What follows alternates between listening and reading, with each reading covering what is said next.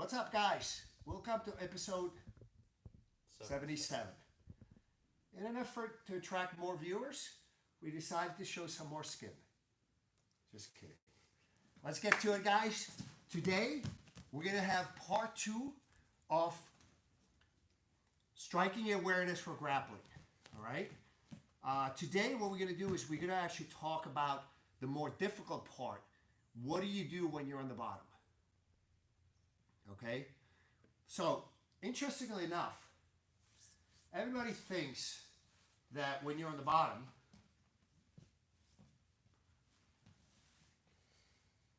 that you're basically only protecting yourself against striking, which is mostly true, but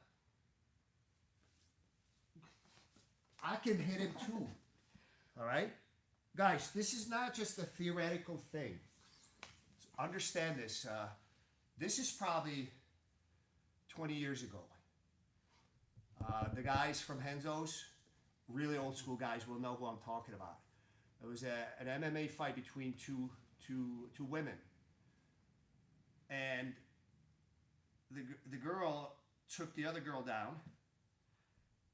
And the girl from the bottom started hitting her in the face. The girl from the bottom. The woman on top was literally just completely at a loss because she did not expect somebody from the bottom to hit her. So don't kind of think too sort of black or white. It's you can hit somebody from the bottom. It is possible, and like I said, it actually happened, and the girl on the bottom won the fight. But you don't expect somebody to hit from the bottom. It's basically, okay, you're on the bottom, you all defense, you're on top, all offense. Not necessarily, guys. It could go either way. But it is true that, especially when you're on the bottom, gravity is against you. So what we'll focus today is what happens if the guy on top is striking. All right? So it's basically, you don't have a lot of time. All right? So I want, again, guys, this drives a lot of my guard work is I want his hands off me. If they're on the ground, they're not hitting me, okay? But the recovery is very fast. So for example, if he's on the ground, he could just swim in and, yeah, I just took 2 punches. In my head, at least. So guys, generally speaking, when I'm on the bottom, I want my hands inside. All right? It's a lot easier for me to control him with my hands inside than when somehow I'm trying to, like, okay, it's a lot. So I want my hands inside. Guys, very important. Try not to catch his fists like they're butterflies. This, you're not trying to do this because you will get very punished. What you try to do is control his arms and his posture. All right? And most likely misalignment too. But how you control, this is too easy to swim. So you want to kind of control them closer to the shoulders. It's much harder. All right? So what you want is make sure that, you're kind of going close to the shoulders, but the elbow is what follows. So as he's swimming, and then I go. All right? Anytime I can get my feet on the hips, this is good. All right? Guys, I know I love split guard. Worst case scenario with split guard, if I don't feel confident, why are you sinking your weight on me? Do you want me to choke you? No. I'm trying to explain something.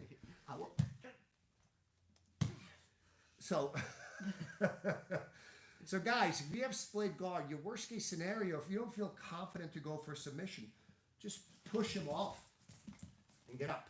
Okay. Now I'm going to be on top. Maybe not today. I got that in yesterday. So feet on the hips is always good policy. But sometimes you can't. All right? I personally like to have my feet on the hips over butterfly guard. Butterfly guard is more for lifting. Okay? Feet on the hips, it's more stretching, more pushing out. So split guard is a very, very good place to be, especially if you have somebody possibly striking you from top. This is very, like, yeah, you can hit me. Don't worry. You can do it. I can hit him, no? I told you we can hit from the bottom. I can hit him, guys. And it's almost impossible for him to retract that arm. It's too bad. Good for you. You know, you're lucky that I'm using my left hand to punch you. If it was my right, we might, as soon as you, swimming out, guys. So, guys, one thing I want to do, when he's within striking range, okay, he's just outside. So when he's outside, I don't want to be perpendicular because you can see I'm actually bringing my head closer to him. All right? But once I'm in that, so right now he's just outside. So I almost want to be kind of lined up with him. The minute he's inside striking range, I want to go perpendicular. Because right now, so by me moving around, I got too close. All right? So what you're trying to do is either be completely out or all the way in, where now you're too close. Now you're sort of in, so he wants just that right middle distance where he can hit you and kind of keep his posture. If somebody's sitting like this, they're not hitting you. They're going to be leaning forward. So don't forget, you also have your legs, you have your hips. Anytime somebody's starting to tee off, they will be leaning slightly forward. Bring them more forward. Don't keep them right here. All right, this is where they want to be. This is where they want to tee off. But it's very easy for you to bring them forward. So if you have split guard, you can push them off. If you don't have split guard, if you have closed guard, then you bring them in. Okay? Again, guys, you want either to be completely out of range or to, quite inside. That middle distance, that's where you don't want to be, especially when you're on the bottom. If the guy sort of if he stands up, guys, I always threaten.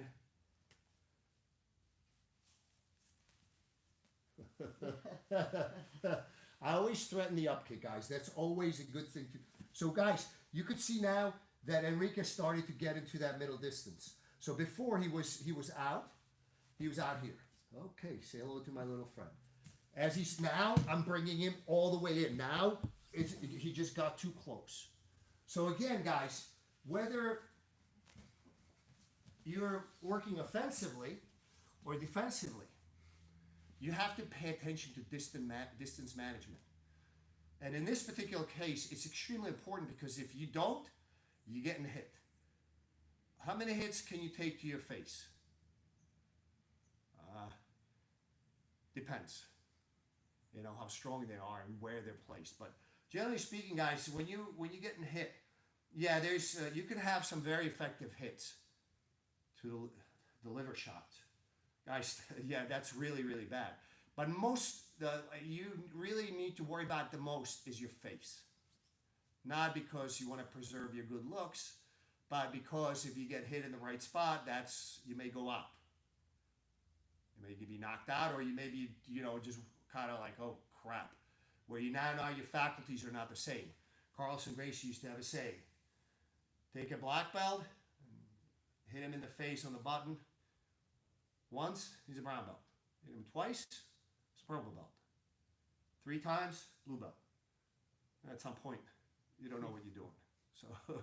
So keep that in mind, guys. Again, when you're training with the idea that you can be hit, we talked about this. You cannot be hit repeatedly. Once is not good, but okay, I got to eat one. I tried. It's a glancing blow. It's okay. But you need to say, okay, I just ate 1 hit. No more. You cannot be eating, 8 punches. That's too much, guys. By then, yeah, I would still, guys, also when you train, don't just give up. So let's say you're drilling something. So I'm drilling, tying Enrique up. And I didn't tie him up. Just keep, go, come on. Oh man, I'm knocked out. No, just keep going until you get it right. So my hand, again guys, what did I do? My hand's inside. He got too close. 6 feet, Enrique. 6 feet. I said 6 feet. And guys, be ready to alternate between the various guards depending on what he does. I told you this many episodes ago. Many. 2 seasons ago. Yeah, 2 seasons ago. That I like to either have split guard or that perpendicular closed guard. It's not really closed. I will close my guard, but I don't keep it closed because if you close it, it's very difficult, especially no-gi, to finish somebody. So it's open, but it feels like it's closed. So I usually, you could see that I'm alternating between those 2 guards all the time. All right, Mike, you laughing. What do we have? What kind of questions we got? Adolfo Ferranda says, Enrique in the past episode said he has a strong face, so fairly certain for him it's unlimited punches. Yeah, we'll rearrange that face from the bottom. That'd be a thing of beauty. And Shaka Zulu is saying, if I understand correctly, you use closed guard to break his posture and get the grips you want and then transition to a more offensive guard. Yes. I also understand that as I'm pivoting around, I consider that part of the grip. So there's almost that difference between closed and open is very fluid. Yes, I meant that pun, guys. So do you understand? I don't close and then you could see like as we sort of move through it, initially, if I can get my feet on the hips and I can make something happen, that's where on his hips. If my feet are on his hips and I can get like either a sweep or submission going, I will stay there. But he knows. And anytime a guy's on top, especially in an MMA or self-defense scenario, he will try to close that distance to make sure they can get into the striking range. As they're doing it, you have to make the quick judgment. Okay, he's getting too close. Now I'm going to kind of make him overshoot. I don't want him that middle range. I'm going straight back into really close range as opposed to close guard. Yes, Mike. And Vincent MMA Life is asking, Coach, is the rubber guard and the Williams guard the best defensive guards, in your opinion, against strikes? They're both very good. I think Williams guard is this is named after Sean Williams, who's an old school Renzo Blackbelt. Commentates a lot of events. Great commentator, great BJJ black belt. So one of the first Renzo's black belts.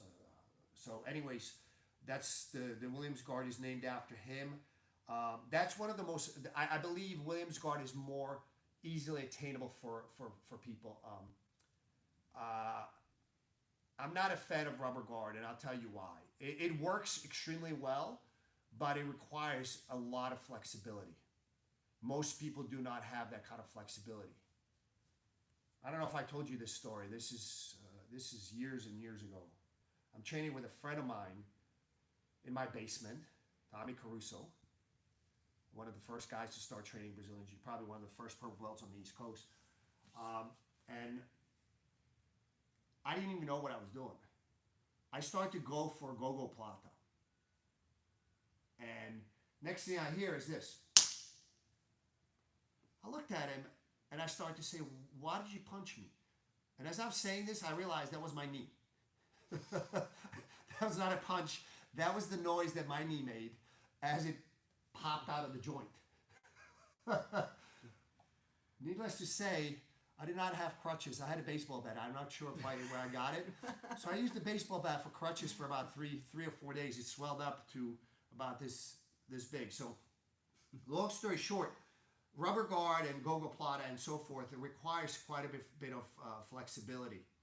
So if you have flexibility, it's a great tool. It is really a great tool. But if you don't, I would prefer the Williams guard. But again, you could see that a lot of guys, high-level guys, know how to break the rubber guard. All you're doing is like swimming your shoulders in. Once you get your shoulders in, the rubber guard falls apart. The Williams guard is very, very good. It's very, very, very good defensively also. Legacy Channel's asking, what is the difference between Williams guard and rubber guard?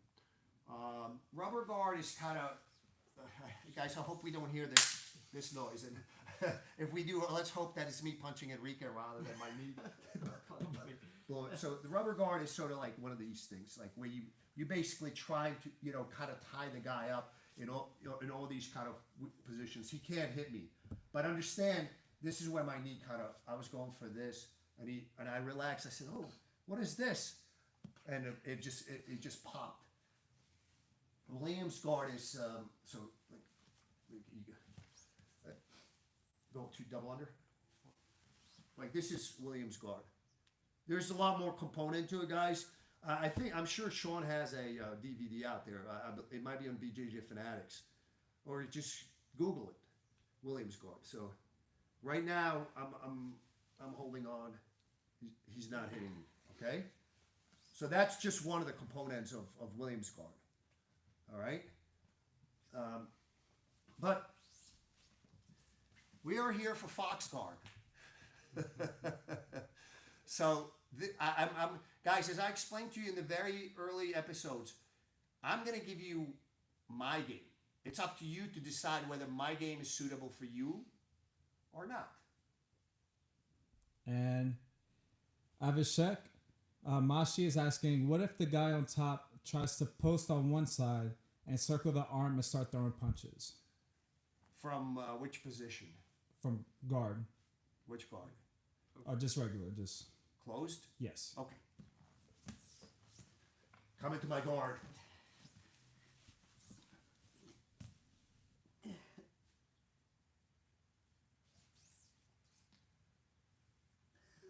So guys, as you can see, Enrique is kneeing me. To be honest with you, I'm not concerned about his striking whatsoever right now because, yeah, okay, go ahead, hit me with the knee.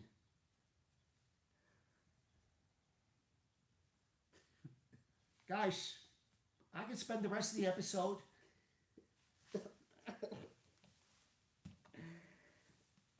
This is going to get very bad, guys. Yeah, keep doing that. Keep doing that. How's that feel? Can you hit me?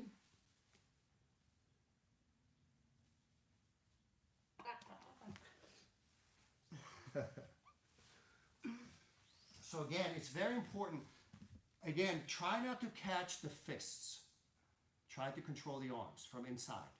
It usually implies elbows in, your own elbows in, but you may have to follow as he swims. So, Richardus, he sent me a video clip of a technique. It's sort of like just basically like controlling the legs and passing. I'm gonna actually talk to him afterwards, but one of the things, guys, when you get your grips, you go. It's in an MMA self-defense scenario, that get your grips and go is even more important, because if you don't get your grips quickly, you're gonna get punched in the face rather than the guy passing your guard. So you gotta make sure that as soon as he goes in the guard, don't hesitate, guys. Swim, get your grips, and as soon as you have your grips, you neutralize his striking. What do? You go. So, Enrique took me down. I don't wait. I neutralize his grips. I don't just sit here and like, oh, ref, can you please stand us up? Once I get my grips, guys, I go. Are you going to try to kick my ass with your knee? No. You can, because that... You can.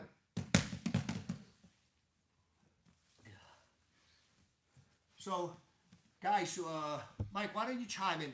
What I tell you if you get taken out in an MMA fight? Perpendicular. Perpendicular. Because usually when you're getting taken down, usually there's, of course, there's a lot of defense as the guy's trying to take you down. So when he finally does prevail, it's usually just like, he's coming in close into your guard, which means that as soon as he lands on top of you, He just needs to make sure he gets his posture back from that motion of being taken down or taking you down, and then strikes come. So, man, if as soon as I'm perpendicular, so if Enrique took me down, overshot, now if I just close my guard, he's gonna hit me. I need to swim. But if I'm perpendicular, can you hit me? Guys, butterflies punches you could take all day. So again, you have to prevent him from having posture where he can hit you with a material hit. These kind of things, I don't care. They're either going to make me laugh or they're going to make me angry. One of the two. So again, if you get taken down, you want to make sure his hands are on the floor. When they're on the floor, trying to reestablish his base. So anytime somebody takes you down, as they take, usually their hands are going to be around your legs. He needs to now get back in position. If I was on top, I would swim to make sure he cannot control my arms. I'm already swimming, and start unloading. So that's the split second you have to make the adjustments from the bottom to make sure that you don't take repeated blows. You aim for 0. Crash Test Tommy says, cut the angle, get the strangle. Ah, I like that. Yeah, that's pretty good. Yes. Brent Luter says, what would be your favorite triangle setup? You just saw it. Yeah, I put him in split guard, and especially, I control the arm. I control his left arm. As soon as I can control that arm, I know he's going to swim. So he took me down, committed heavy. I'm already going perpendicular. This is my favorite triangle setup. Done. I thought about cowhanding him, guys.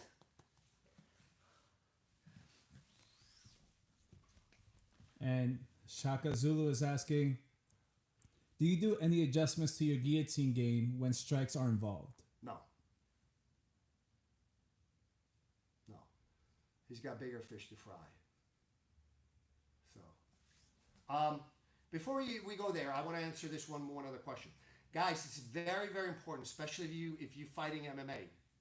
If you triangle somebody, what you saw me is control his strike, the only hand that could hit me. Okay?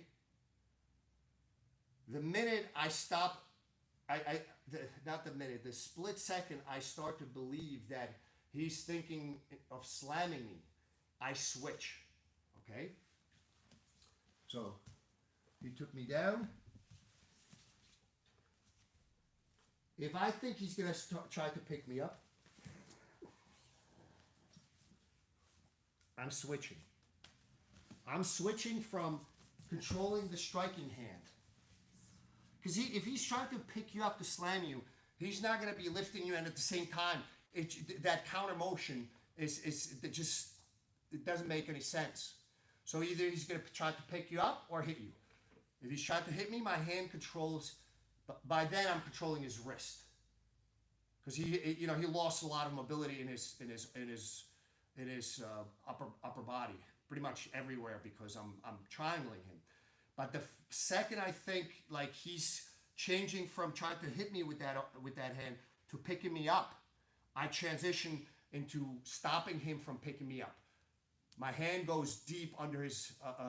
If he's stretched out, I go under his armpit, under his shoulder. If he's trying to get his legs close to my butt to lift me up, I go deep under his knee. Okay, so keep that in mind, guys. It's very, very important. All right, because people have been knocked out being slammed when they triangle. Oh, beautiful triangle. Oh, what's going on? No, guys, I posted the picture before. When I do seminars, I always pick the biggest guy in the room, and I say, pick me up. He picks me up like a doll. Because I do it square arm. Once I cut that angle, go under, they can't pick me up. They can't tap fast enough. Okay? let's go to the guillotine. Yes, Mike. Adolfo Fronda is asking, Fox, in both a combat and general BJJ scenario, I often see you catch your opponent's arm such that their arm ends up behind their heads. Do you also catch it when you are on top? Yeah, if I can put their arm, in an awkward position, it's very good because, I may not be able to submit them, but like I said, if his arm is behind his back or behind his head, he's not hit. If somebody's arm is trapped over here, he's not hitting me. So whether I look at it from a self-defense or MMA perspective or grappling perspective, he's not hitting me, number one, and also he's not really able to progress his position. That arm is out of commission. Okay? So especially very important from the guard because I can still move him with my legs and my hips. So even though it ties up one of my arms and one of his, I'm in better position to move him the way I desire to move him to make him submit. All right? So let's look at a guillotine, okay? Especially in MMA, guys. We've talked about this before. If you stand left leg forward, you should have a good left-handed guillotine. If you stand right leg forward, you should have a good right-handed guillotine. If you stand left leg forward and you have a great right-handed guillotine, I'm not going to say it's useless, but pretty close. You'll rarely get a chance to use your right-handed guillotine. Okay? So make sure you think about that, okay? So my back is a little on the fritz, guys, so I'm not going to let Enrique take me down real deep. But let's say I have a guillotine and he takes me down, all right? Strike away, Enrique. I give you full permission to...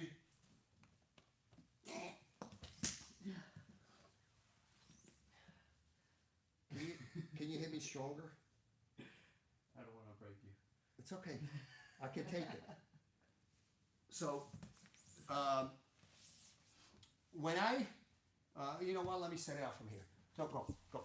Hit me.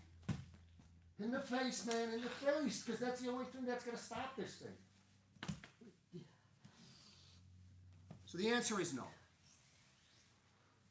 When you're guillotining people, you're so crunched up on that side that your ribs are tight. Yeah, okay, you got to take some hits to the ribs, but that's not going to cause you to sort of change anything. All right? It may cause you to squeeze harder. That's about it. But you could see, like, the way I do my guillotine, guys, again, it's on the cover of the book. How is he going to hit me in the face? That's where getting hit on the button, that's sort of the one thing that can sort of short circuit everything, basically. No matter what's been going on, that's the effect of the submission by the striker. Knocks you out. Other than that, guys, it's very difficult for him to generate. Can he touch my head? Can you touch my head? Can you hit me with any force? Guys, your skull is pretty hard. And, it's not that he's not getting his body into it. He's sort of like this awkward punches. Man, I've been elbowed in the head harder than that by accident. What you got to worry about is the ones that go on the chin. All right? That's the ones you got to worry about. Yeah, he did not see that coming, did he? And Max Kokwe is asking, from Williams guard, what stops the opponent from going to the cartwheel pass? What? Double under? How are you going to cartwheel me?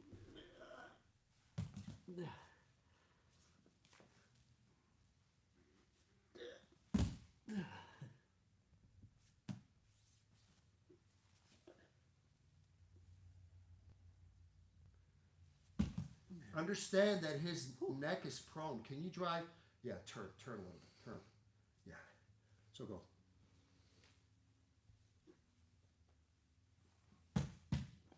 Can you do it better? I'm trying. You're not trying hard enough.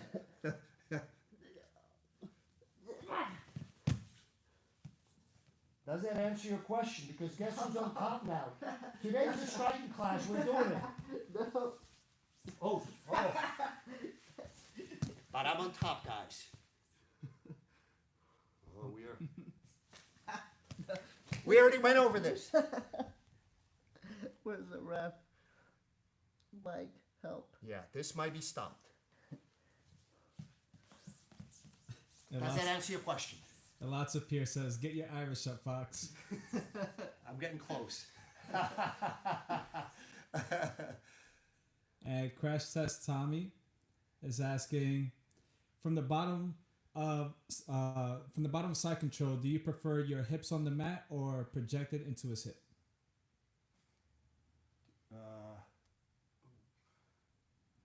Like facing up or facing towards me. It depends. You know, it depends. I would have, you know, when I'm at bottom of side control, I want to set up my grips and go, escape. So it depends, whatever is, you know, it depends where his arms are positioned. When you're bottom of side control, guys, you want to, generally your escape is going to be dictated very heavily as to where his arms are and bulk of his weight are positioned.